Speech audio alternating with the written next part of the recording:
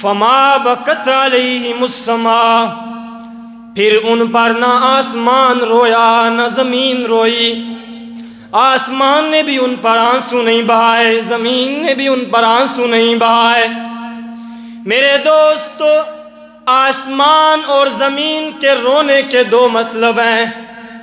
پہلا مطلب یہ ہے، اللہ کے پیغمبر نے فرمایا جب ایک اچھا انسان، نیک انسان اس دنیا سے جاتا ہے تو یہ آسمان بھی آنسو بہاتا ہے، زمین بھی آنسو بہاتی ہے، اس لیے کہ یہ نیک انسان عمل کرتا تھا، اس کے عمل آسمان کی طرف بڑھتے تھے۔ الیہ یصعد الکلم الطیب والعمل الصالح یرفعہ، اس کے نیک اعمال آسمان کی بلندی کی طرف چڑھتے تھے، اللہ کی طرف جاتے تھے۔ اب یہ بندہ دنیا سے چلا گیا، اب یہ اعمال اس کے آسمان کی طرف نہیں جا رہے، اس لیے آسمان اس پر آنسو بہاتا ہے۔ ایک آسمان اس لیے آنسو بہاتا ہے، زمین اس لیے آنسو بہاتی ہے کیونکہ یہ زمین پر سجدے کرتا تھا، زمین کے اوپر کھڑے ہو کر اللہ کا قرآن پڑھا کرتا تھا، لیکن آج نیک انسان دنیا سے چلا گیا، اب زمین آنسو بہاتی ہے کہ اب میرے اوپر ایک انسان سجدہ کرنے والے کی کمی ہو گئی ہے۔ اب نیک انسان جس وقت فوت ہوتا ہے تو زمین بھی آنسو بہاتی ہے اور آسمان بھی، لیکن اللہ فرماتے ہیں فما بکت علیہم السماء، ہمارے غداروں پر نہ زمین نے آنسو بہائے نہ آسمان رویا۔ ٹھیک ہے، اور دوسرا مطلب کیا ہے؟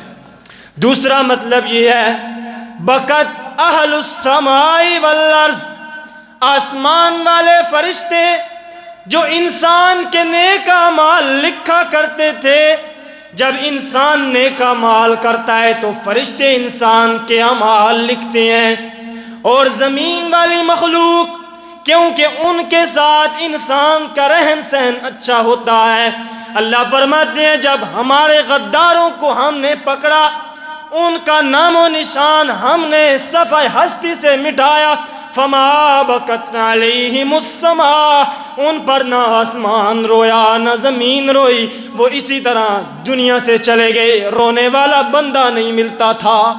ویسے لوگ روئیں گے، گناہگار انسان روئے پھر بھی گھر والے روتے ہیں، لیکن زمین و آسمان نہیں روتے۔ زمین و آسمان تب روتے ہیں جب نیک انسان جو ہے وہ دنیا سے جاتا ہے۔ امام الانبیاء محمد الرسول اللہ صلی اللہ علیہ وسلم نے فرمایا کتنا بد نصیب ہے وہ انسان جس کے زمانے کے اندر، جس کی زندگی کے اندر یہ 30 دن آئے، یہ گنے چنے دن آئے، لیکن اس نے ان کی قدر نہیں کی اور وہ اپنی بخشش اللہ سے نہ کروا سکا۔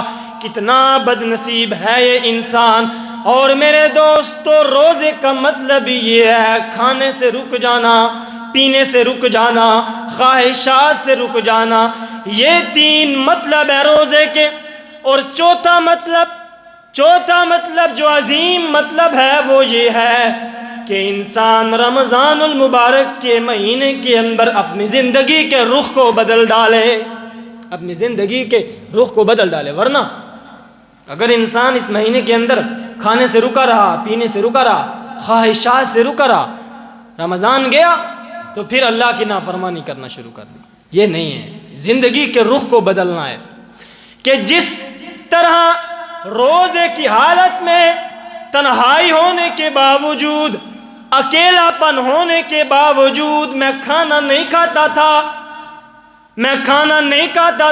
پانی نہیں پیتا تھا، حالانکہ مجھے تو دیکھنے والا بھی کوئی نہیں تھا۔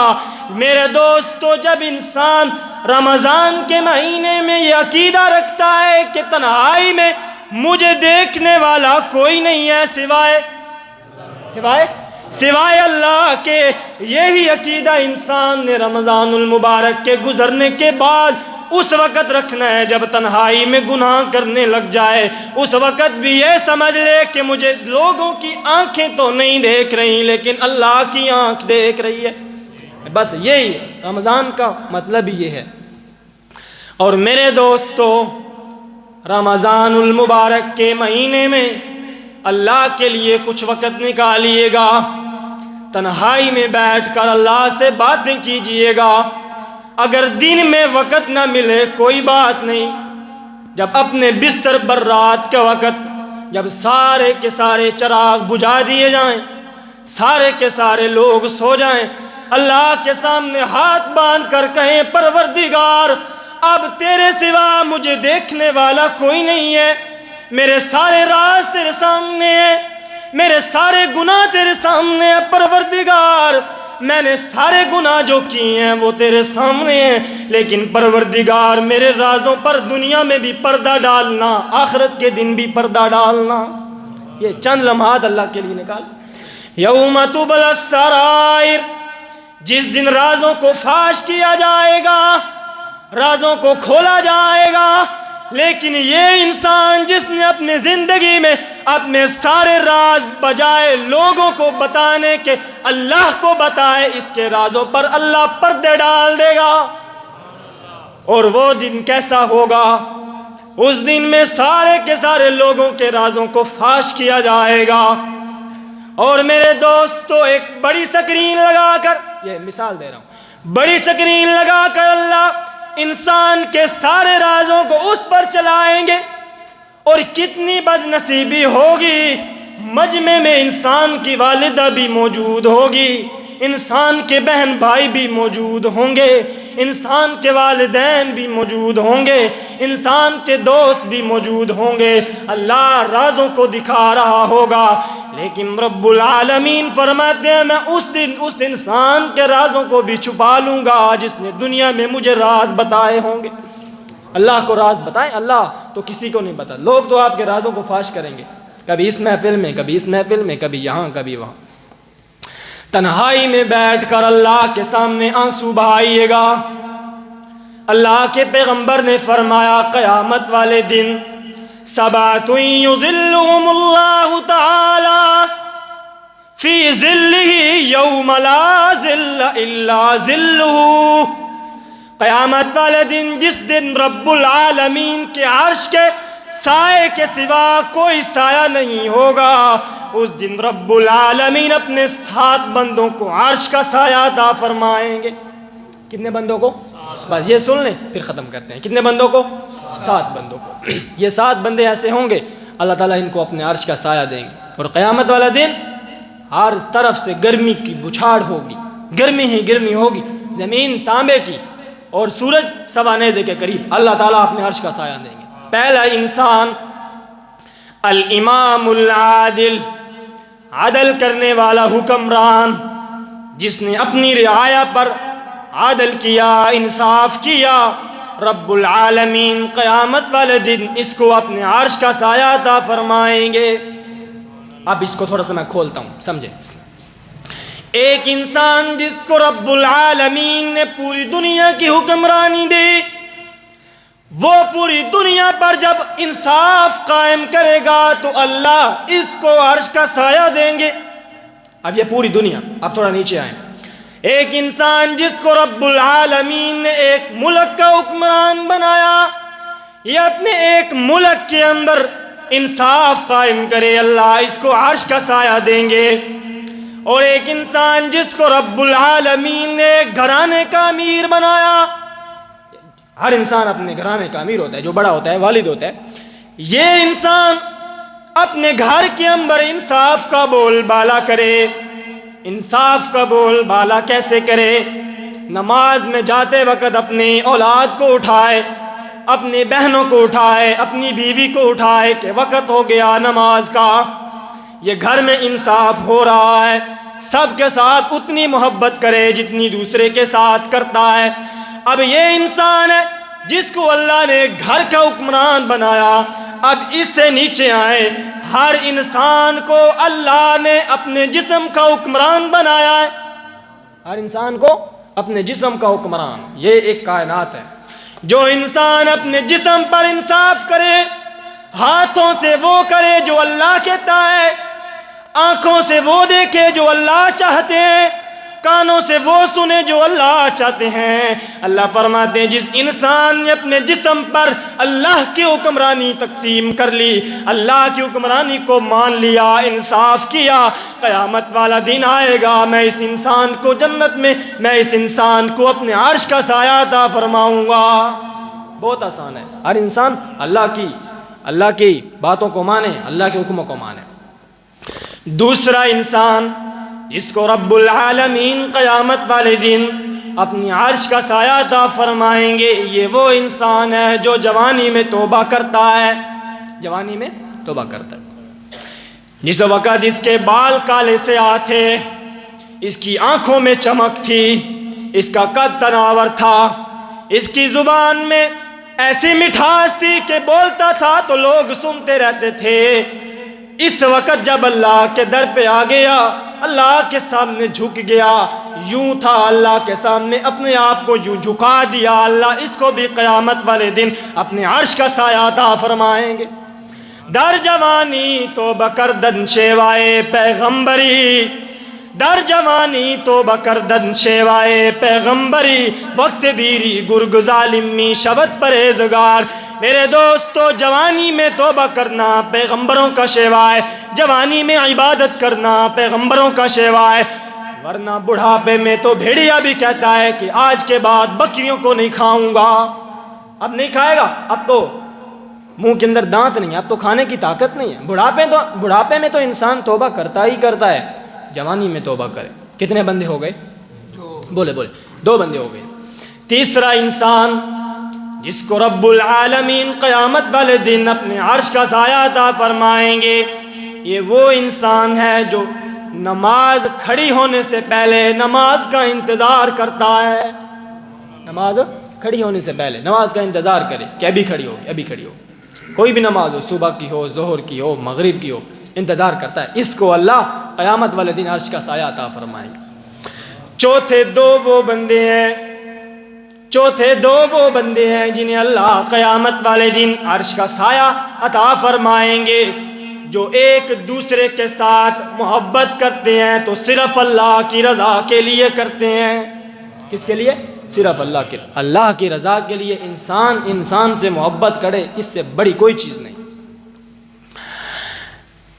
اللہ کے پیغمبر نے فرمایا قیامت والا دن آئے گا، ہر انسان اپنا حساب و کتاب دے رہا ہوگا، لیکن کچھ لوگ ہوں گے جو سبز ٹیلوں پر بیٹھ کر ایک دوسرے کے ساتھ دنیا کی باتوں کو یاد کر رہے ہوں گے۔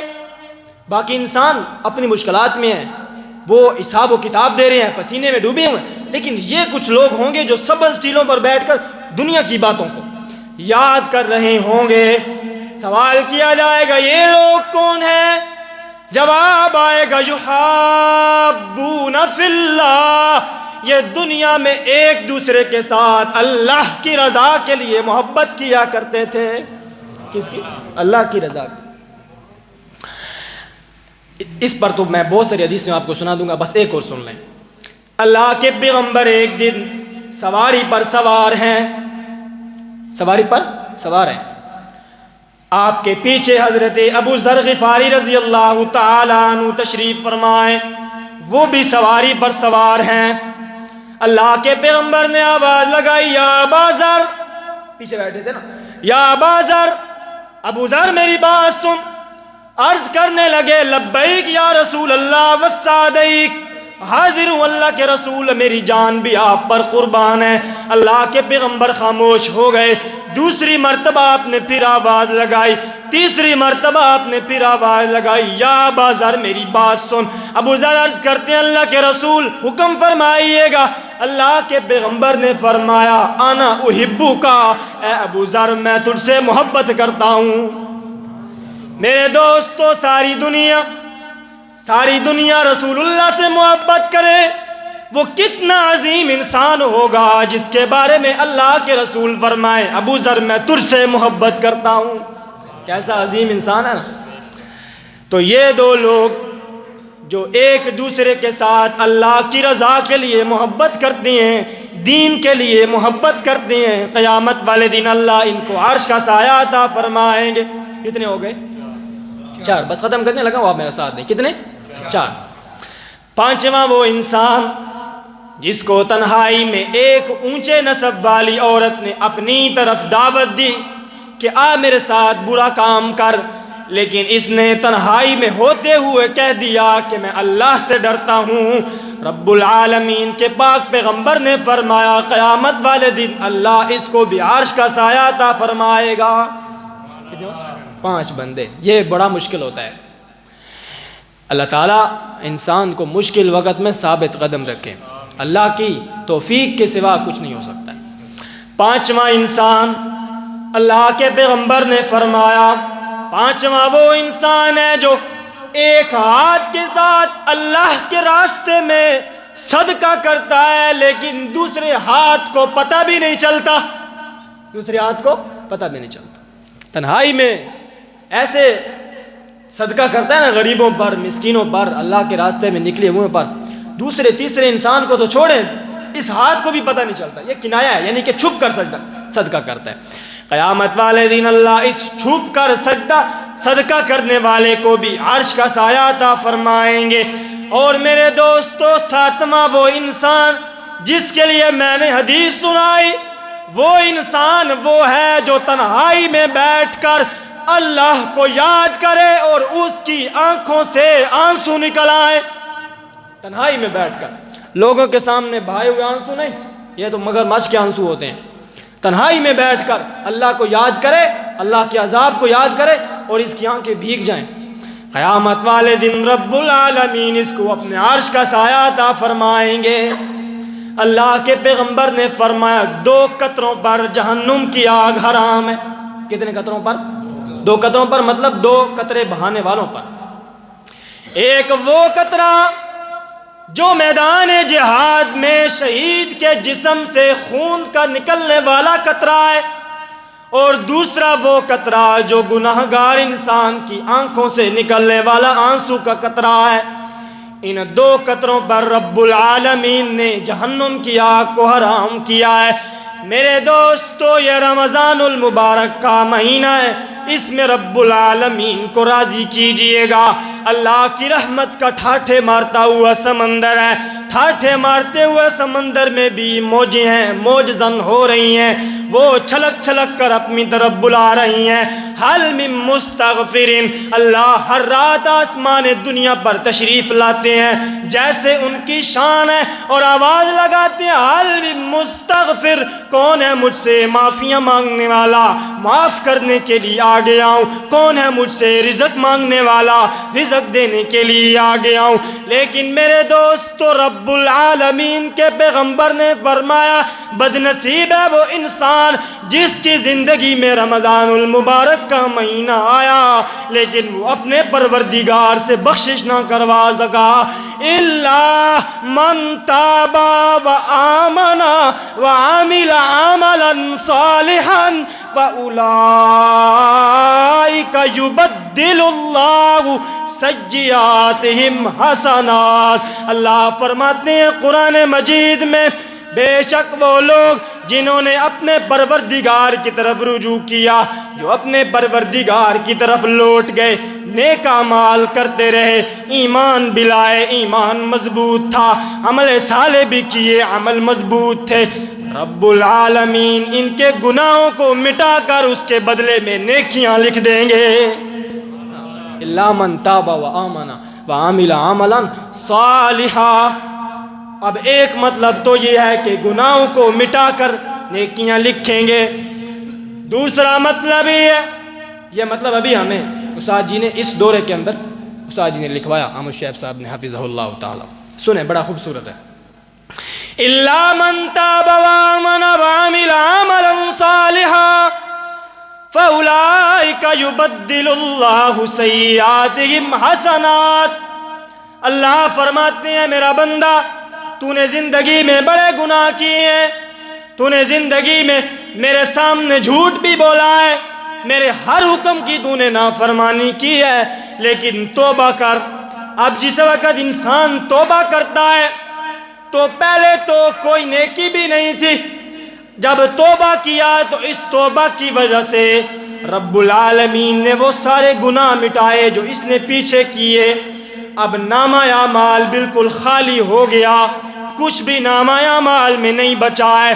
اللہ فرماتے ہیں نامہ اعمال ختم ہو گیا کیونکہ نیکیاں اس نے کی نہیں تھی، گناہ میں نے مٹا دیے. اب اللہ فرماتے ہیں میں اس کے یہ توبہ والے عمل کو بڑھاتا جاتا ہوں لا منتہا بڑھا کر جب نامہ اعمال میں لکھتا ہوں تو اس توبہ والے عمل کے ساتھ اس کا نامہ اعمال بھر جاتا ہے. ایک عمل اتنا بڑا عمل ہے نا، کیونکہ رویا نا اللہ کے سامنے. جب انسان اللہ کے سامنے گڑ گڑاتا ہے تو اللہ تعالیٰ یہی کرتے ہیں.